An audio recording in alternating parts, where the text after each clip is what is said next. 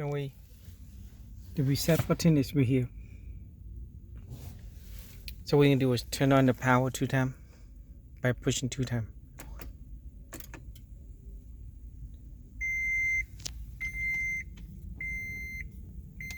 And make sure your trip is on trip A. If it's on trip B, you can just always push trip just to switch back to trip A. So you leave it on trip A, right?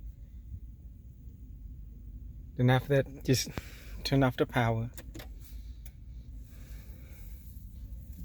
And you can go back here and hold this down and push the power 2 times. So I'm going to push this down.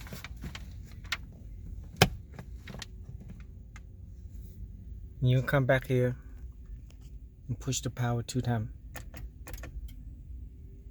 And you see it blinking. It means resetting the light. And that's it.